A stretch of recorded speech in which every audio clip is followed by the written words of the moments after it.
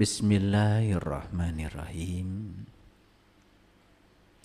Assalamualaikum warahmatullahi wabarakatuh.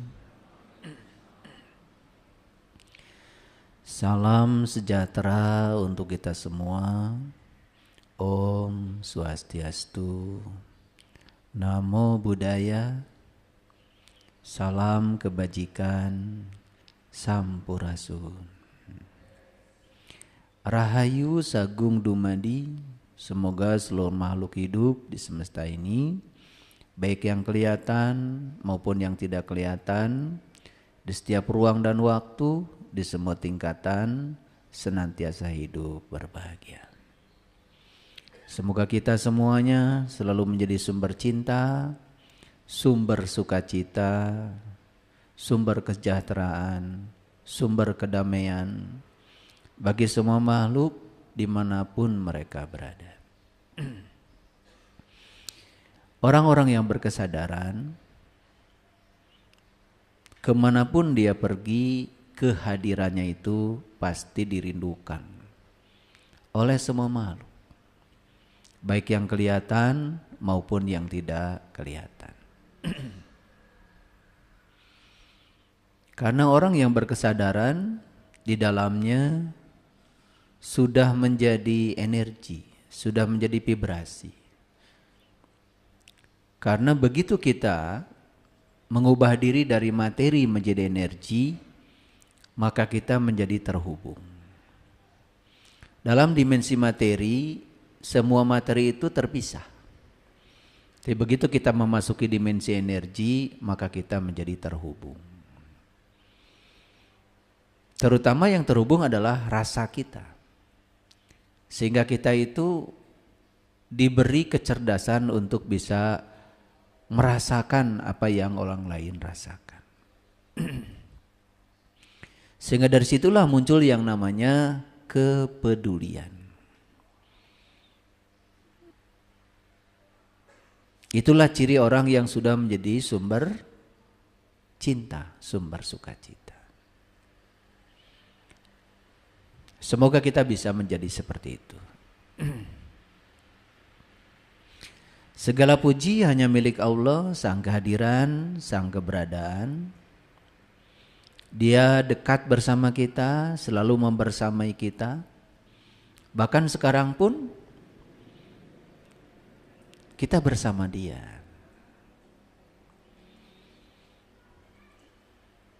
Saking pedulinya Allah kepada kita itu, sampai Allah itu gak pernah tidur. Ngantuk saja Allah itu gak pernah. Jadi Allah itu selalu waspada, memenuhi kebutuhan seluruh makhluknya. Kita sering baca ayat kursi. Allahu la ilaha illa huwal hayyul qayyum. Allah, tidak ada Tuhan selain Dia yang senantiasa berdiri tegak, berdiri sendiri tanpa bergantung pada siapapun. La ta'khuduhu sinnatu wala naum. Dia tidak pernah tidur, tidak pernah ngantuk. Coba. Ketika kita tidur, mata tidur, telinga tidur, mulut tidur, seluruh anggota tubuh kita tidur. Hanya satu yang gak ikut tidur, nafas.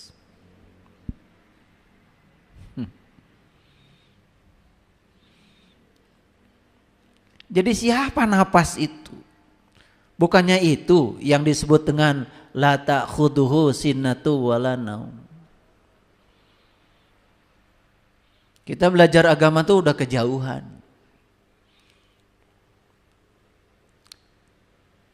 Yang asli dianggap asing, yang palsu dibela habis-habisan.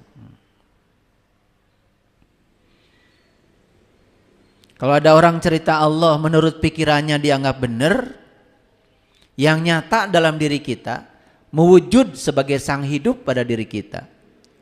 Nafas kita sendiri tidak kita sadari. Ada sahabat kita WA sama saya. Ayah, alhamdulillah rumah saya sudah diambil sama bank. Ya saya bilang syukurlah. Lepaskan saja. Kan bank tidak ngambil napasmu toh? Nah kalau bank ngambil napasmu, saya yang akan turun. Tapi kalau bank cuma ngambil hartamu karena ada urusan, udah nggak usah dipikirkan. Saya pastikan, kamu sekarang masih bernapas? Masih ya. Ya udah. Orang bisa beli rumah sakit, tapi tidak akan bisa beli nafas. Nah, yang jadi masalah kita adalah sang hidup masih bersama kita, dia yang tak terbatas masih bersama kita, kehilangan harta di luar itu dianggap sebagai akhir dari segalanya. Padahal sepanjang kita masih bernafas, tenang aja. Kan masih hidup. Sepanjang kita masih hidup, percaya. Berarti Allah akan menggunakan kita sebagai kepanjangan tangannya. Berarti Allah masih membutuhkan kita dalam kehidupan ini. Itu saja. Masih bernapas enggak sekarang? Ya alhamdulillah. Tidak ada harta yang lebih tinggi daripada nafas. Coba kalau napas kita ikut tidur gimana tuh? 5 menit aja ikut tidur. Udah gak ada di sini lagi. Apa yang disebut milik kita itu gak ada lagi. Karena kita diakui ketika mengatakan ini milik saya, ini punya saya, ketika napas masih ada pada diri saya. Paham? Oleh karena itu mari kita bersyukur hari ini sang hidup masih mengamanahkan kehidupan kepada kita. Yuk kita puji Allah bersama-sama membaca hamdalah. Alhamdulillahirabbil alamin.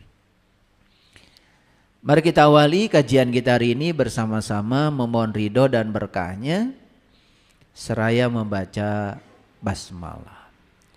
Bismillahirrahmanirrahim. Ya, seperti biasa,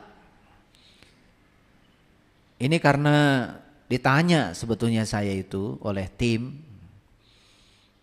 ayah, kajian besok judulnya apa? Ya udah, saya mikir sebentar. Ya keluarnya ini. Ya keluarnya ini. Jadi hari ini kajian kita kebahagiaan bukanlah imbalan dari kebajikan. Agak berat mungkin ya judul ini. Tapi kita akan coba pelan-pelan masuk ke dalam sehingga kita dapat intisari dari judul ini. Dan saya selalu percaya kalau kita bicara ini di sini saat ini bersama orang-orang yang dihadirkan di sini, saya percaya bahwa apa yang dibicarakan ini pasti yang kita butuhkan. Pasti itu. Tidak bisa disangkal, itu sudah hukum alam. Jadi kebahagiaan bukanlah imbalan dari kebajikan. Nah, apa sesungguhnya pesan semesta dari judul ini?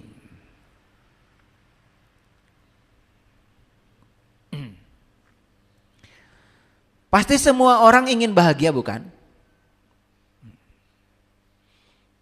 Dan semua orang yang ingin bahagia pasti belum bahagia, bukan? Ngerti? Coba acungkan tangan siapa yang ingin bahagia, acungkan tangan. Semua yang acungkan tangan itu belum bahagia.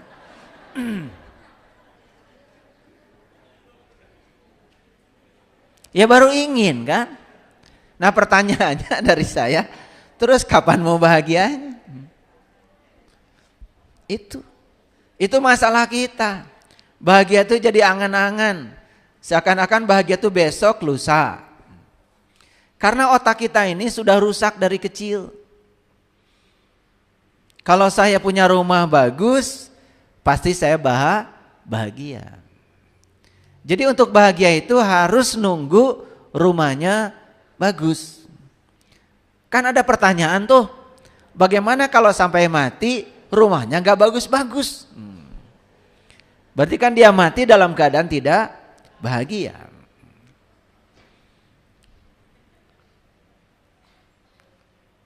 Makanya kalau ditanya itu, mikir dulu. Nah karena kita ini selama ini jadi orang lain. Tidak menjadi diri sendiri. Nah oleh karena itu semoga kajian ini akan membuat kita menjadi sadar.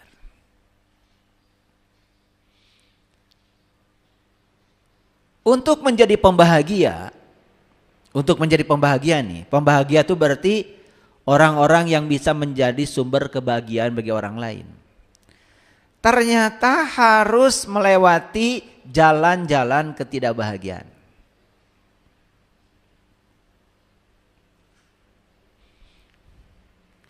Saya tanya sekarang, awas jangan kejebak lagi.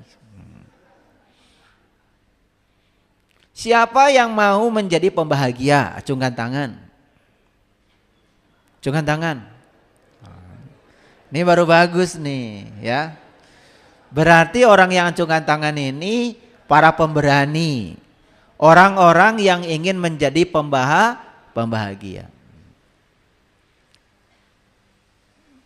Nah ada pertanyaan yang kedua nih dari saya.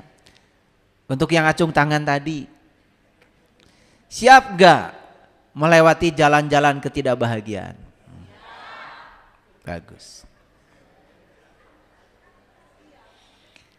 Jadi jangan bermimpi kita bisa memperbaiki mobil orang. Kalau kita belum pernah punya pengalaman memperbaiki mobil sendiri yang mogok-mogokan. Saya pernah merasakan tuh sama istri saya, sama keluarga. Sudah gagah mau piknik, pokoknya segala dibawa, kasur, timbal, segala macam. Baru jalan sebentar, mogok mobilnya. Jadi saya pernah berada pada posisi beli mobil itu ya mogok-mogokan. Tapi karena saya berbaik sangka kepada Allah, saya yakin Allah punya maksud dengan saya. Ternyata saya disuruh supaya saya kreatif sehingga saya bisa memperbaiki mobil. Gara-gara saya punya mobil mogok-mogokan itulah saya pernah punya bengkel, usaha bengkel dan maju luar biasa. Dan saya tidak mungkin punya usaha bengkel kalau saya tidak pernah melewati jalan itu. Rupanya Allah punya rencana hebat buat saya. Saya tidak beri kemampuan membeli mobil baru, mobilnya bekas terus, bekas orang pada saat itu. Ternyata Allah punya rencana yang hebat buat saya. Saya disuruh punya usaha bengkel. Jadi kalau yang sekarang nih rumah tangganya berantem terus, berbaik sangka aja. Siapa tahu sedang dipersiapkan Allah untuk menjadi konsultan rumah tangga.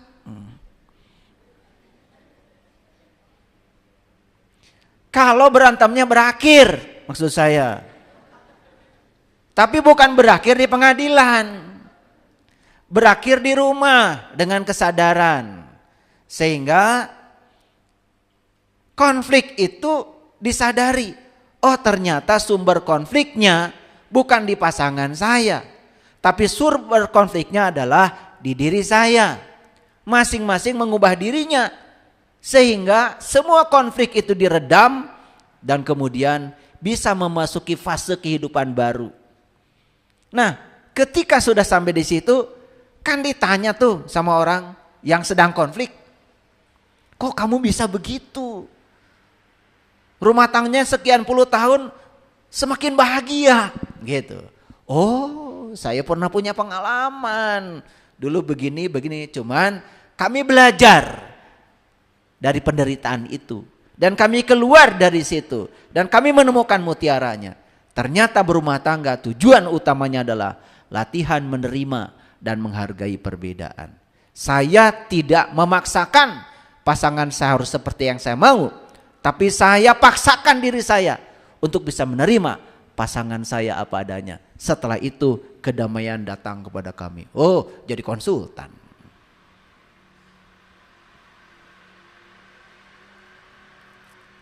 Jadi tidak ada yang buruk dalam kehidupan ini. Tidak ada yang buruk. Yang buruk itu pikiran kita. Penilaian pikiran kita. Semua baik-baik saja kalau kita bisa menerima pesan-pesan semesta lewat semua peristiwa yang dihadirkan dalam kehidupan kita. Paham? Jadi untuk menjadi pembahagia ternyata harus melewati jalan-jalan ketidakbahagiaan. Gak mungkin saya bisa cerita di sini, ya, bisa menjadi pembicara seperti ini, kalau saya juga tidak punya pengalaman, dan saya juga melewati jalan-jalan itu, udah kenyang dengan jalan itu. Tetapi tidak ada yang buruk. Ternyata semua jalan itu adalah jalan saya, yang tidak bisa dilewati hanya oleh saya sendiri. Makanya jangan meniru-niru jalan orang lain. Ya jalan orang lain buat orang lain. Karena setiap kita itu sudah disediakan jalan sendiri. Itu jalan terbaik yang disediakan semesta buat kita.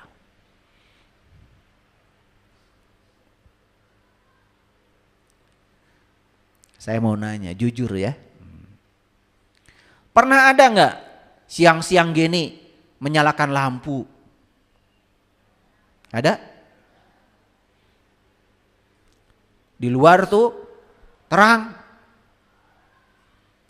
Sudah terang, nyalakan lampu. Ada nggak? Paling juga dianggap ada masalah ini orang kayaknya. Siang-siang matahari terang menyalakan lampu. Karena lampu itu tidak dibutuhkan dalam terang. Lampu itu dibutuhkan keberadaannya ketika ada kegelapan.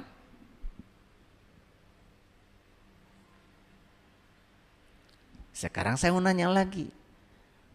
Ini banyak pertanyaan nih hari ini. Gak tahu, pokoknya saya hari ini pengen nanya aja. Siapa yang ingin jadi sumber cahaya? Acungkan tangan. Sedikit ya. Jadi sumber cahaya nggak mau?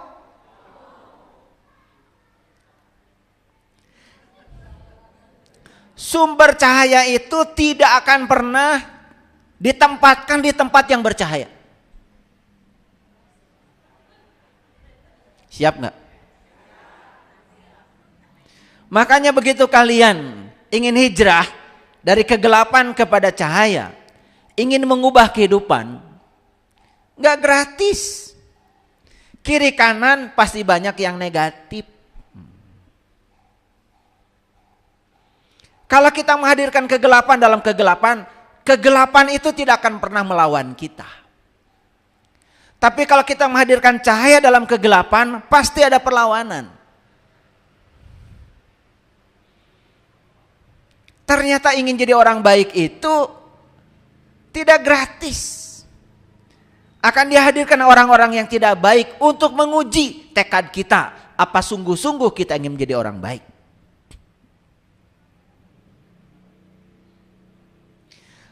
Jadi begitu kita bertekad untuk menjadi sumber cahaya, maka kita akan ditempatkan di tempat kegelapan.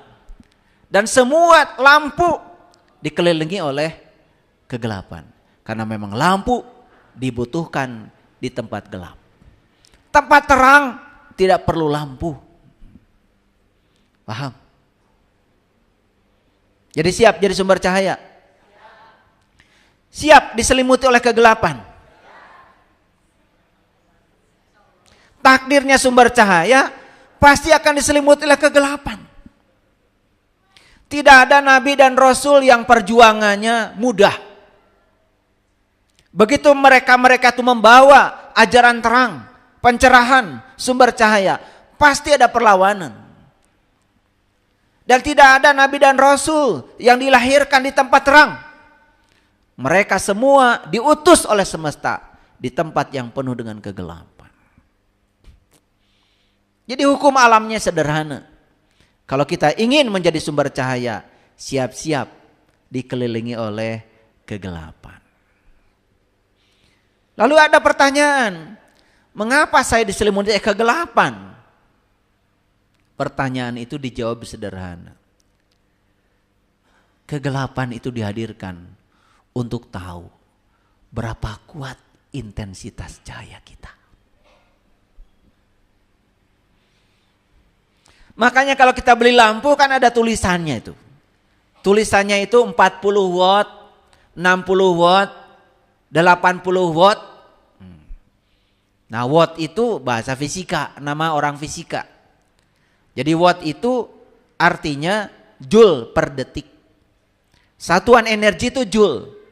Jadi kalau lampu 40 watt artinya dalam 1 detik lampu itu perlu energi 40 joule. Kalau lampu 80 watt sama 1 detik. Dalam 1 detik perlu energi 80 joule. Semakin besar wattnya semakin besar energi listrik yang dibutuhkan. Tetapi semakin besar intensitas cahaya yang dipancarkan. Jadi jangan sok-sokan ya. Baru 5 watt. Tiba-tiba ingin menerangi alam semesta. Ini kan banyak yang lucu ya. Dirinya sendiri masih gelap, sok-sokan ingin menjadi penerang bagi alam semesta. Alam semesta yang luas ini sebetulnya aslinya adalah gelap. Matahari yang menyinari alam semesta ini, matahari itu tidak bisa menyinari seluruh alam semesta yang gelap. Matahari itu hanya bisa menyinari bumi kita. Matahari saja besarnya itu 1.000.000 kali bumi kita. Jadi kalau bumi kita ini ya dilipat gandakan ya, bumi kita ini ya akan menjadi matahari kalau sudah 1.000.000 kali. Jadi bumi kita ini hanya 1/1.000.000 dari matahari. Nah matahari yang 1.000.000 kali dari bumi itu pun cahayanya baru cukup buat bumi. Tidak cukup menerangi seluruh alam semesta yang tanpa batas. Makanya disitulah pentingnya kita ilmu tahu diri. Jadi kalau masih buta jangan di depan. Tidak ada di perempatan itu pengemis yang buta di depan, gak ada. Yang buta ya di belakang. Yang meleknya di depan. Betul enggak? Ada enggak pengemis buta dua-duanya? Gak ada. Ada enggak pengemis yang butanya di depan, yang meleknya di belakang? Gak ada. Yang ada itu yang meleknya di depan, yang butanya di belakang. Itu pelajaran. Kalau masih buta di belakang. Ini buta di depan. Sok-sok ngatur lagi. Kalau ingin bahagia gini loh caranya. Padahal dia sendiri belum bahagia. Masih ada konflik dengan dirinya sendiri.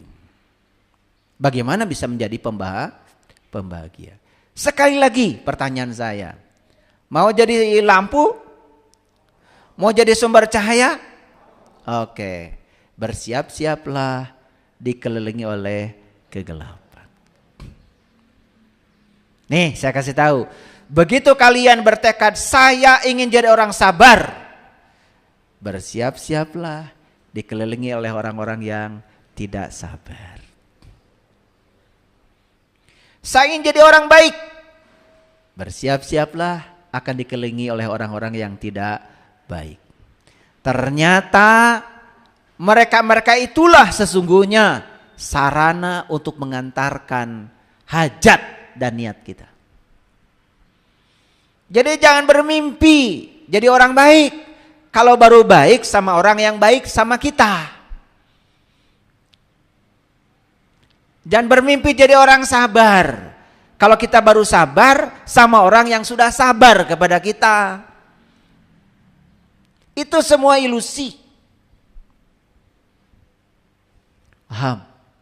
Pelan-pelan nih ngajinya. Seperti biasa, ini masih 5 km per jam. Nah, belum naik nih, belum naik. Biasa pemanasan dulu. Karena apa? Otak manusia itu perlu warming up. Jadi manusia itu perlu ada pemanasan dulu tuh otaknya. Makanya ini masih pemanasan tuh. Belum masuk pada inti pembicaraan kita. Udah mulai hangat sekarang? Nah, makanya ngaji dengan saya syaratnya cuma satu, mikir. Ya, mikir.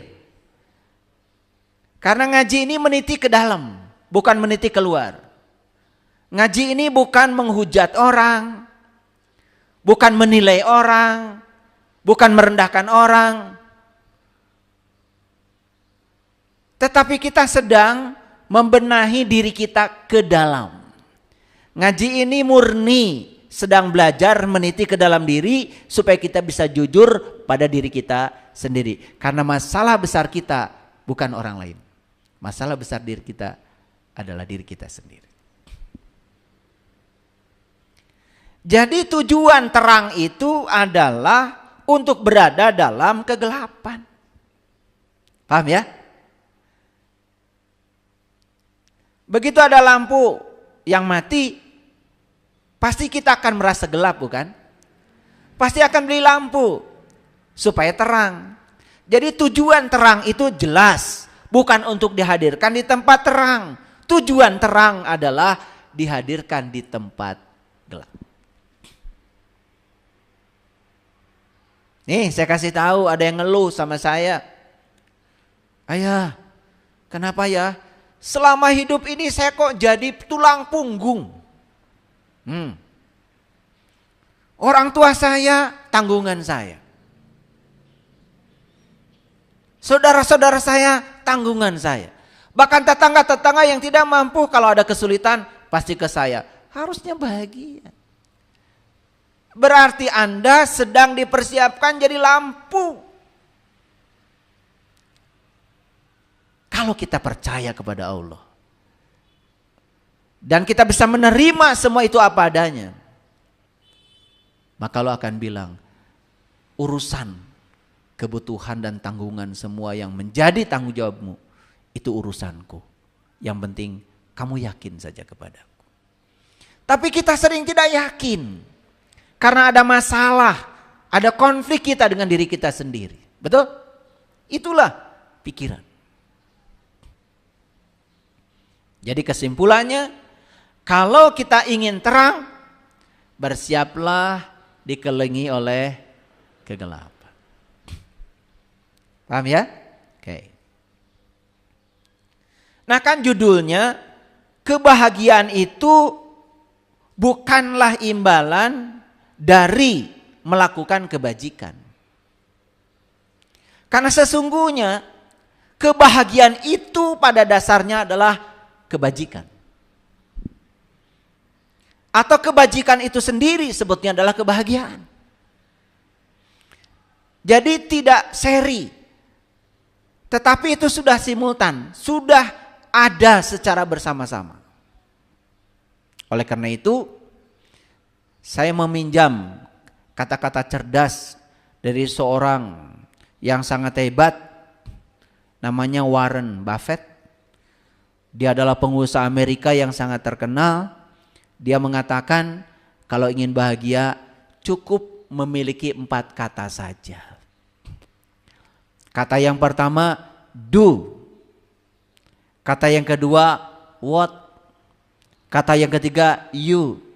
Kata yang keempat love.